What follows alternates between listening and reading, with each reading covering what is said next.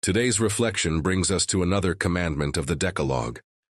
Thou shalt not steal. This brief statement, as recorded in the Bible, carries profound moral and spiritual meaning. The Catholic Church interprets it not only as a prohibition against obvious theft, but also as a call to justice, honesty, and love for one's neighbor.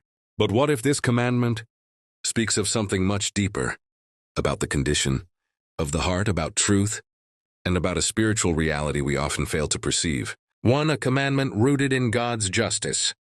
In the book of Exodus we read, "Thou shalt not steal." Exodus 20:15. In church teaching, this commandment does not refer only to material things. In the light of the whole revelation, it points to respect for another person and for what belongs to them. God, who is just, entrusts the world to humanity, not to be seized at the expense of others, but to be stewarded rightly. This is further expanded elsewhere. Ye shall not steal, neither deal falsely, neither lie one to another. Leviticus 19:11. We see that theft is closely connected with falsehood and injustice. It is a sin against truth and against community.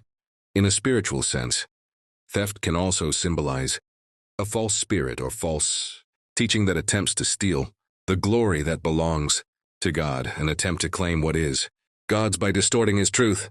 To the teaching of Jesus, the heart matters more than the act. Jesus directs our attention deeper. For where your treasure is, there will your heart be also. Matthew 6:21. This means that theft begins not in the hands, but in the heart, in greed, envy, and a lack of trust in God. Therefore Jesus warns, "Take heed and beware of covetousness." Luke 12:15. In the parable of the laborers in the vineyard, Matthew 20:1-16, we see another dimension. God's justice does not always align with human ideas of deserving. What we have is a gift, not an absolute possession. The true treasure is the gift of the Holy Spirit, that is, the gift of salvation.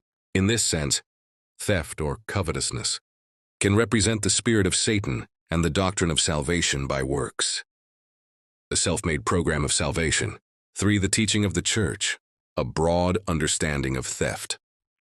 The Catechism of the Catholic Church teaches that theft includes taking another's property, fraud in work, trade, or taxes, exploiting another person, damaging the common good, withholding just wages for labor. This is a primarily outward, practical interpretation that calls for moral conduct, yet it can be seen as emphasizing human actions in opposition to God's grace. 4. Modern forms of theft. The Church teaches that theft can take more subtle forms: stealing time, laziness at work, intellectual theft, plagiarism, financial fraud, unjust pricing or exploitation of workers, destruction of the environment, which is a shared good. By teaching that such actions distance us from God, this perspective can be understood as presenting a human-centered approach to salvation. 5. Does God call us to work? Paul writes clearly, "Let him that stole steal no more, but rather let him labor, working with his hands the thing which is good, that he may have to give to him that needeth." Ephesians 4:28. In church teaching, this is a call not only to cease doing evil, but to actively do good. From a spiritual perspective, this verse can also be seen as referring to those who are saved, the elect of God, sealed with the Holy Spirit. Ephesians 4:30, called to share the message of God's grace. God's grace is the result of God's work, not man's. 6. A deeper spiritual dimension. In biblical language, theft may also have a spiritual meaning. As a distortion of truth, as claiming for oneself what is a gift from God, as constructing a personal program of salvation based solely on human effort. In this sense, theft becomes a false path to salvation, where the law of works is used as a tool in the hands of Satan, and religious leaders become a den of thieves.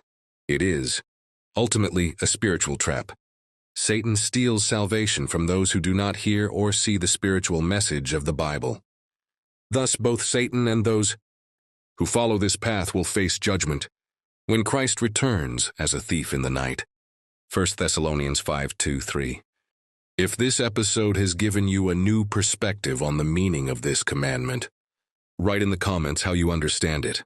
Subscribe and come back for future episodes.